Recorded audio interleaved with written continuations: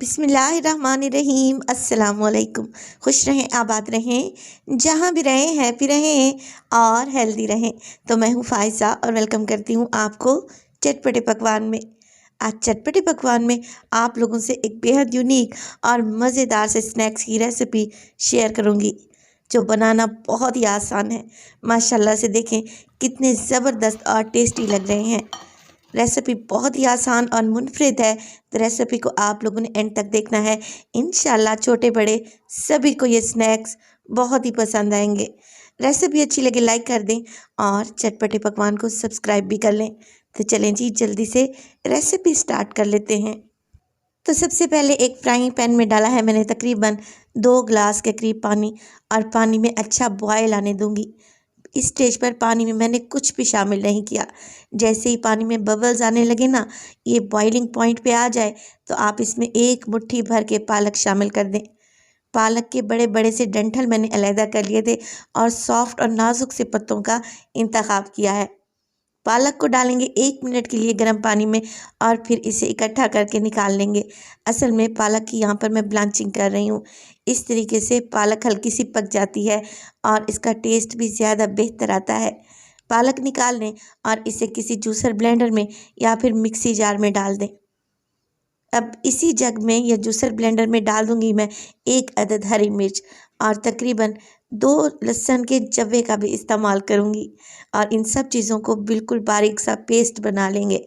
मैं hand blender का इस्तेमाल कर रही हूँ और अगर देखेंगे इससे बहुत अच्छी सी पालक की प्यूरी बन जाती है तो फिर कोई इशू नहीं है, वरना हम इसमें 2 से 3 घूंट पानी भी शामिल करेंगे ताकि अच्छे तरीके से पालक पिस जाए, एक पेस्ट बन जाए। तो मैंने भी 2 से 3 घूंटी पानी डाला है और आप लोग देख रहे हैं पालक की एक प्यूरी बन चुकी है, बिल्कुल पेस्ट बन चुका है। तो हम इसे एक बोल में निकाल लेंगे। चलें जी नेक्स्ट स्टेप में क्या करेंगे, मेरे पास है 2 टेबल स्पून के करीब घी। आप लोग यहाँ पर कुकिंग ऑयल का भी इस्तेमाल कर सकते हैं। घी डालने के बाद मैं इसमें डालूंगी तकरीबन 1 टीस्पून नमक। आप अपने टेस्ट के मुताबिक डाल लें और इसके बाद शामिल करेंगे इसमें मैदा। तो 2 कप के बराबर मैदा है, पहले से मैंने छान कर रखा हुआ है।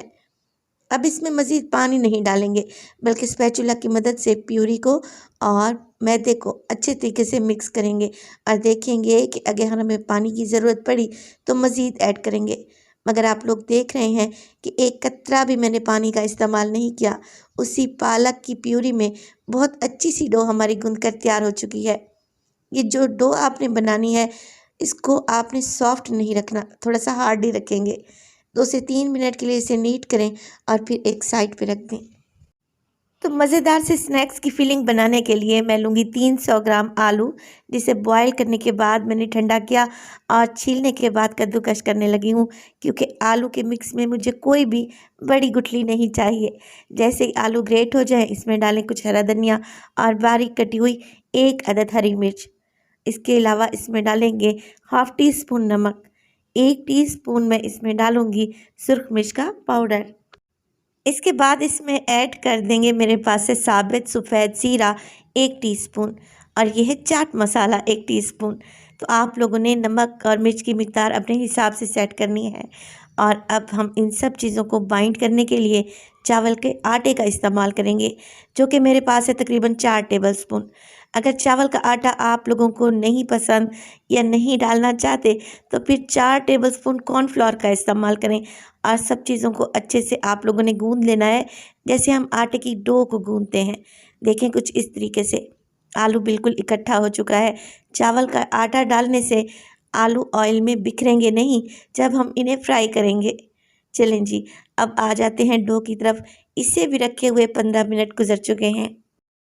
माशाल्लाह से पालक डालने के बाद इसका कलर कितना खूबसूरत आया है और ये हेल्दी भी हैं, क्योंकि पालक में ढेर सारा आयरन होता है। बच्चे पालक नहीं खाते तो इस तरीके से स्नैक्स बनाकर उनको दें, इंशाल्लाह ताला बहुत ही शौक़ से खाएंगे। अब डो के मैंने 2 पेड़े कर लिए हैं। एक पेड़े को काउंटर पर ले आऊँगी और इसकी एक बड़ी सी रोटी बेल लेंगे। रोटी बहुत ज़्यादा पतली नहीं करेंगे, मीडियम साइज़ की रोटी बेलेंगे, जैसे घर में हम नॉर्मल चपाती या रोटी बनाते हैं। देखिए मैं इसकी थिकनेस आप लोगों को चेक करवा देती हूँ। कुछ इस थिकनेस से आपने रोटी तैयार कर लेनी है और फिर इस पर लगा देना है ये आलू का मज़ेदार मिक्स जो कि हमने बना कर रखा हुआ था। चम्मच की मदद से डालते जाएं और चम्मच की बैग की मदद से इस मिक्स को आप लोगों ने पूरी रोटी पर फैला देना है। आलू जब पूरी रोटी पर आप लोग फैला लें तो इसके ऊपर डालें तकरीबन half tea spoon cooking oil और चम्मच की बैग की मदद से आप आलू के मिक्स को इवन कर लें। कहीं से पतला कहीं से मोटा नहीं रहेगा। इस तरीके से आलू का मिक्स बहुत ही अच्छे तरीके से सेट हो जाएगा। अब रोटी को एक साइड से हमने फ़ोल्ड करना शुरू करना है और थोड़ा सा टाइट ही फ़ोल्ड करना है और एंड तक लेके जाना है। माशाल्लाह से ये बहुत ही ज़बरदस्त से स्नैक्स तैयार होते हैं जो कि एकदम नई रेसिपी है और खाने में भी टेस्टी है। देखिए एजिस को इस तरीके से हम फ़ोल्ड कर लेंगे और एक दफ़ा दोबारा से इसको राउंड घुमाएंगे ताकि ये इवन हो जाए।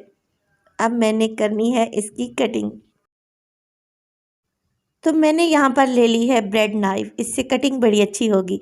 अगर ये नहीं है आप लोगों के पास तो फिर आप किसी तेज़ छुरी का इंतखाब करें। पहले निशान लगा लें 1-1 इंच के वक्फे से ताकि कटिंग करने में हमें इजी रहे और फिर आपने उसी निशान की मदद से कटिंग कर लेनी है। बहुत ही ज़बरदस्त से हमारे ये स्नैक्स बनकर तैयार हो जाएंगे। देखें मैं आपको दिखाती हूँ माशाल्लाह से लेयर्स कितनी परफेक्ट हैं और ये कितने खूबसूरत लग रहे हैं। चलें जी, इसी तरीके से सारी कटिंग हमने कंप्लीट कर लेनी है और अब हम इन्हें करेंगे फ्राई। फ्राई करने के लिए भी हमें ज़्यादा ऑयल की ज़रूरत नहीं पड़ेगी क्योंकि ये स्नैक्स हम शैलो फ्राई करेंगे। और आप देख रहे हैं तकरीबन 1 कप के बराबर ही मैंने ऑयल का इस्तेमाल किया है। मीडियम टू लो फ्लेम पे हम इन्हें फ्राई करेंगे ताकि ये अंदर तक पके और इन पर बड़ा ही खूबसूरत सा कलर आए। तो हर 2 मिनट के बाद इसकी साइड को चेंज करते रहें ताकि इन पर बड़ा ही खूबसूरत सा कलर आए और ये क्रिस्पी और शानदार बने। ऐसे स्नैक्स आपने आज से पहले नहीं बनाए होंगे। ये जायके में भी बहुत ही ज़बरदस्त है और हेल्दी भी हैं। तो आप लोगों ने ये रेसिपी घर में ज़रूर ट्राई करनी है। इंशाअल्लाह ताला ये आपके फैमिली मेम्बर्स को बहुत ही पसंद आएगी। दोनों साइडों से जब ये स्नैक्स गोल्डन हो जाए तो फिर आप इन्हें निकाल लें और बाकी के स्नैक्स को भी ऐसे ही फ्राई कर लें। रेसिपी को ज़रूर ट्राई कीजिएगा। रेसिपी बिल्कुल न्यू और बहुत ही मज़े की है। रेसिपी अच्छी लगे लाइक कर दें और चटपटे पकवान को सब्सक्राइब कर लें और अपने फैमिली और फ्रेंड्स में भी शेयर किया करें। माशाल्लाह से देखें इनकी कितनी खूबसूरत लुक आई है और ये जायकेदार भी हैं। अपना बहुत सारा ख्याल रखिएगा। फ़ाइज़ा को भी अपनी दुआओं में याद रखिएगा। मुझे दीजिए इजाज़त टिल देन, अल्लाह निगहबान।